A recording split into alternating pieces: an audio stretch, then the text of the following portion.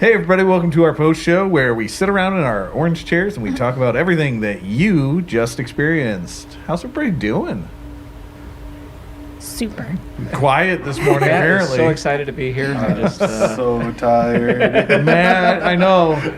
Poor Matt. He came in this morning, showed up, and you could just see he is struggling this morning. Sometimes that alarm it goes off and it's just too early. Yeah, it was. That's okay. It's okay. God is still using you this morning. Well, thank you for joining us. Man, we have so much stuff to talk about, and there's so much that is happening right here at Connections. And Dave, right at the end of the message, was talking about the pledge card. These are the pledge cards that people are getting handed out right now as they are exiting the auditorium.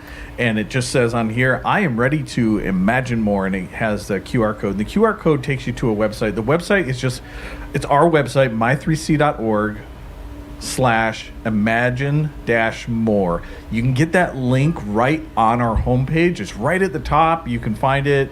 There's an Imagine More tab. There's also an Imagine, if you scroll down a little bit, you'll see it. It's real big. Can't miss it. But on that web page, there's a place multiple times throughout the web page where it says pledge or donate. What we're asking people to do is go to this link, which will take us right to the pledge card.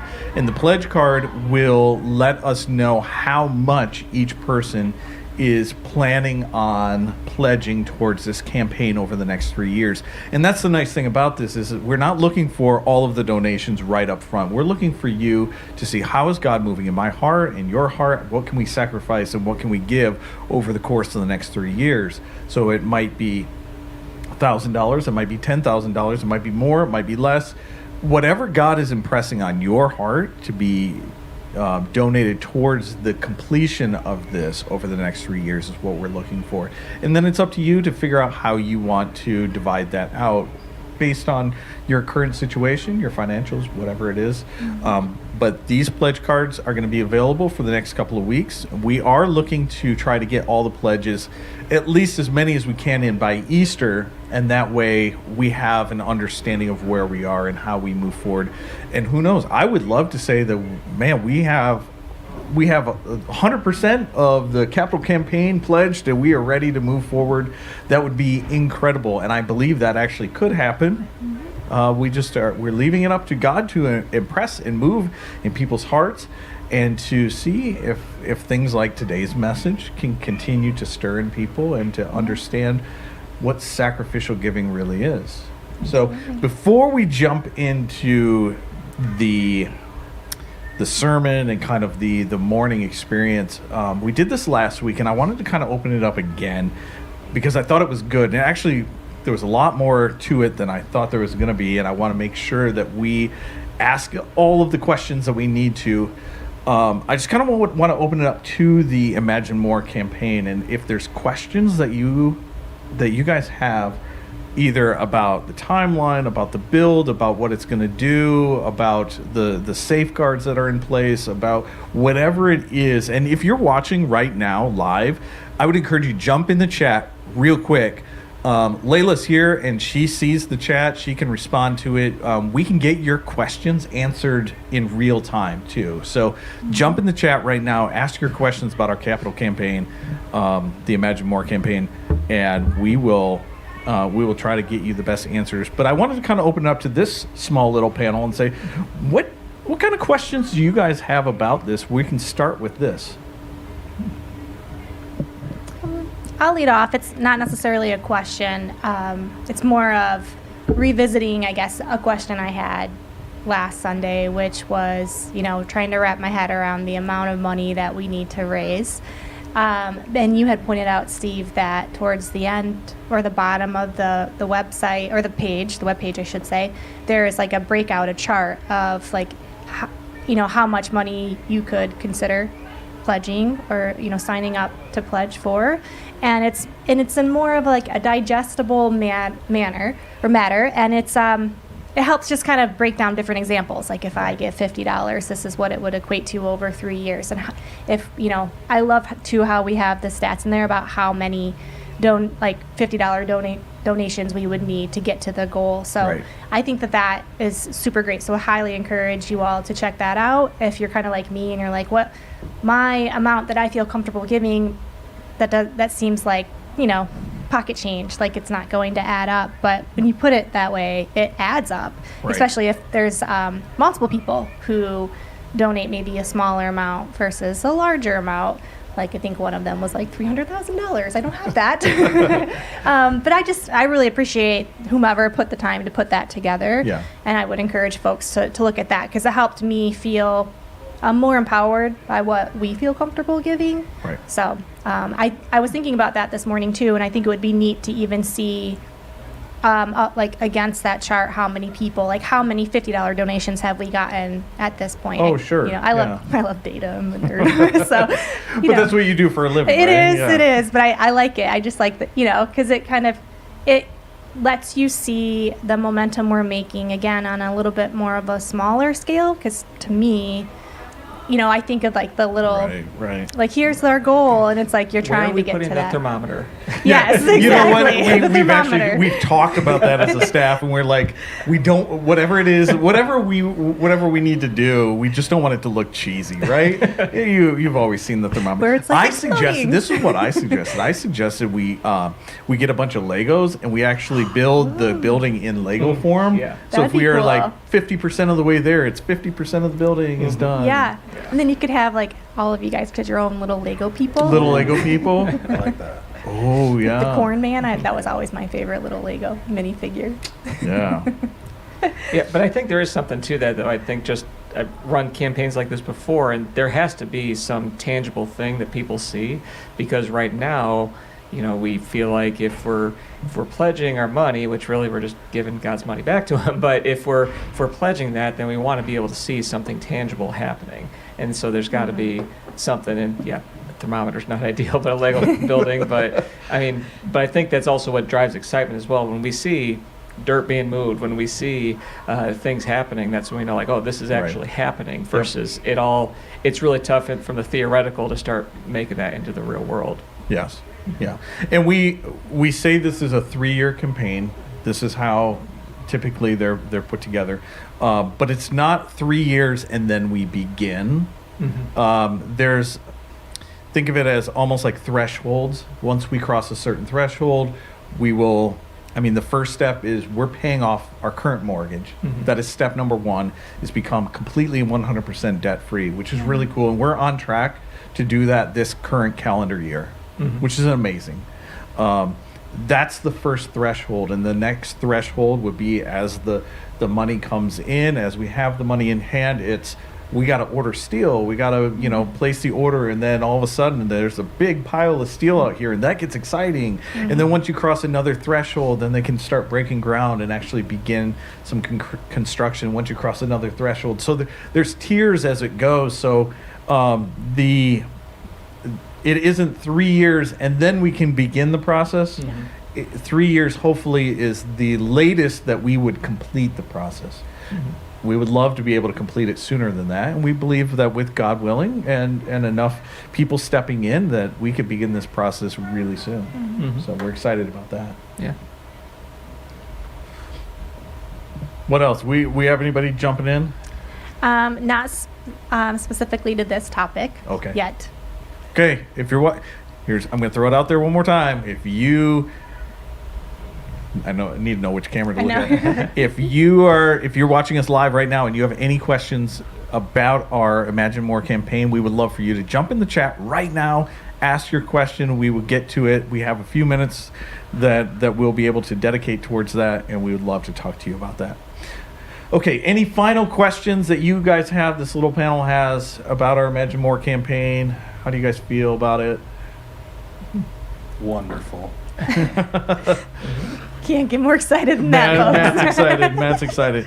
Okay, well, this past month or so, we've been in this series called Blood, Sweat, and Tears, and just kind of like to sum the entirety of, even though we didn't really go in order. That was the one thing that with Dave Sanders, like, it's blood, sweat, and tears, because I think that's the common phrase. But we kind of went out of order. We went tears, Tears, the kind of overarching statement was love motivates remarkable endeavors. And then we had sweat, and that's hard work accomplishes remarkable endeavors. And today we talked about blood. Sacrifice is required for remarkable endeavors. Over the course of this last month during this series, has there been anything that you particularly have felt like, man, I've been really challenged, I've been really convicted, or this has been really good for me personally? I just, this just felt very relevant, I guess, for me, and very easy to apply to all aspects of my life within, church life, home life, work life. So I just really appreciate that, and I've just thought a lot too about my kids, and I guess how I want to continue to instill these, I'll say, principles in their lives, because it's easy, especially in the teenage years, and just now entering the teenage years, and they're great.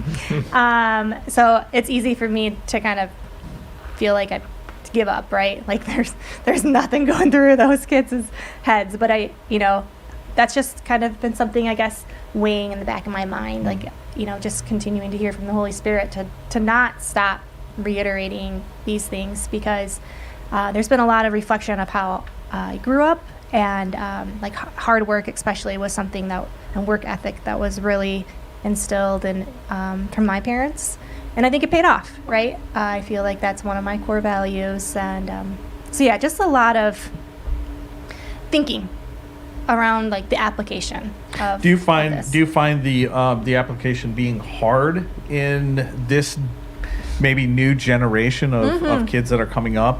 I mean, At least mine. you have what? 3. You have 3 kids, but Yep. the oldest is 13, Yep, and she'll be turning 14 this summer. and is then crazy. you've got a couple of really preteens that are Yes. knocking on the door of that Yeah. age too. Yeah, and it's just this generation and everything with social media, it's hard to navigate. I often feel like I'm not doing it right, and I love talking to other parents about it too that have kids in similar age groups, because these things weren't there when we were growing up, and some of it is just challenging, and I feel like I'm constantly walking on eggshells, and like I said, it's easy to get exhausted because I'm like, it's just not going anywhere. They're not hearing me. We're not on the same page, but we are. It's just different. Yeah. It's just different. I almost feel like this is a shortcut obsessed generation, and Yeah. I'm prone to it as well.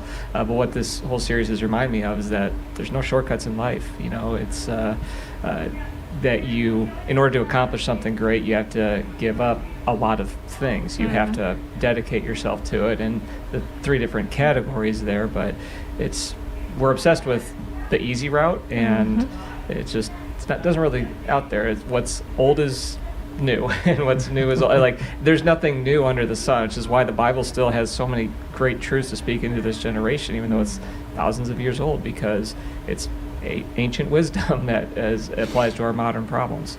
So And I think, to be fair to the new generation, including myself, shortcuts are all that are advertised to us yes. Yeah. Ooh, outside of our yeah. parents. That's it. Point. Yeah, it's everything. Like I can have anything I want in 2 days from Amazon. Yeah. Yeah. Anything, Yeah. like in the world. Yeah. Um, Or like AI, right? Right, yeah. AI is becoming a big thing. Like there's probably gonna be robots sitting in these chairs in 5 years doing the Bo show for us. Just me and 3 other robots. Yes. No one else I wanted hope to do not, the I Bo hope show. I love Jesus. But yeah, Maybe we'll make it that's so Layla and true. 3 robots. They better laugh at my jokes. That's what I gotta say. No, Matt, you bring up a That's a great valid point, though. Your generation, and below, like that is what is being advertised, is these shortcuts, and I love that. I love that that kind of insight to it. How do we, as we maybe take that topic and as we kind of like mull it over what we heard today, because today was all about sacrifice. It's about the statement was to live your greatest life, you must sacrifice greatly for Christ. Well, what does that look like in a culture that maybe is promoting shortcuts or the least sacrificial life, right? Because that's really what a shortcut is. It's about not making sacrifices and getting the same result. How do we coexist in a world that is pushing this, and then we understand the truth that really to live our greatest life, we have to sacrifice greatly for Christ. What does that look These like are for so you? hard. I mean, I don't know. The first thing that comes to mind for me is being honest, real with myself and my thought processes and how I pick things apart or justify things, right? Like, and that's rough at times to do. It's easy to live in a world or in a mindset where you can kind of scoot things under the rug. I love doing that, like me, just put that there. But yeah, I think that's what comes up for me, is just really being honest with whatever situation that I'm trying to determine my path forward and what the sacrifices should be or shouldn't be, and being real with myself about it and with God, and praying on it, listening to the Holy Spirit. Yeah, it's experience is the best and the most expensive teacher, and there's no real substitute for it. And I just say I have a now 18-year-old, and is just trying to, as he's starting to wander out into the world, just like he's going to have to take the same licks I did, because I didn't listen to my parents either. Yep. So it's really, but trying to instill that value, and so that when hard times come, you expect them. This is when you're going to grow. And when you're in the middle of it, you can't see it. When you're in the middle of the storm, you can't see what God's doing in your life, what is happening, and it's only when you come out of it and you realize, okay. And it's just sad. Like I say, there's no substitute for that. Like, that's as much as I want to spare my children. As far you talk about, like, they've been advertised shortcuts. I'm like, well, the generation before is the one who's advertising it to them. Those are the ones who are responsible for the messages, because we don't want to watch them have to go through it. But because we were hoping we could spare them from that, there's no substitute. And that's say I get the motivation for it. There's nothing evil behind it, I don't think. It's just we're hoping to do this, but unfortunately, it's not going to work, I don't think. True. Well, final statement, to live our greatest life, we must sacrifice greatly for Christ. But in order to understand what that is and how we are to sacrifice greatly for Christ, it means we have to stay connected to his word and to his path that he has for us. So if you're not digging into his word every single day, if you're not consuming what he wants for you, you're going to miss the opportunity to have a truly great life for sacrificing for him. Thank you for joining us. We could continue this conversation on. There's so much good stuff. I hope you continue the conversations on in your own home, with your own family, and with your own friends. But until next week, we hope you have a blessed week, and we'll see you later.